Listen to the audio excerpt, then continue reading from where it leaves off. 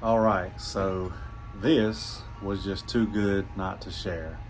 So we were able to get 4 bankruptcies deleted from Equifax in exactly 27 days. We pulled the report early because the client got all the results in the mail. So yeah, 4 bankruptcies. They're all Chapter 7. Now we just got to try to get them off Experian and TransUnion. I even included screenshots from the credit monitoring because somebody sent me a message on Facebook and said, okay, so it says the bankruptcies were deleted, but can you actually show us? And the reason I don't do this every time I pull updates is because it's very, very time consuming having the software generate this for me and then having to go to the credit monitoring service and show it as well.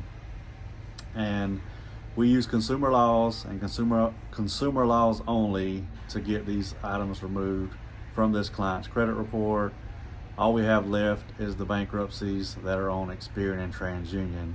So if you have a bankruptcy, please reach out to me. I'd love to try to help you get it deleted. Reach out to me if you have a bankruptcy. Even if you don't want to sign up for my services, I have a legal team that will go over your credit report and look for any inaccuracies in the bankruptcy and how it's being reported, as well as any accounts included in the bankruptcy.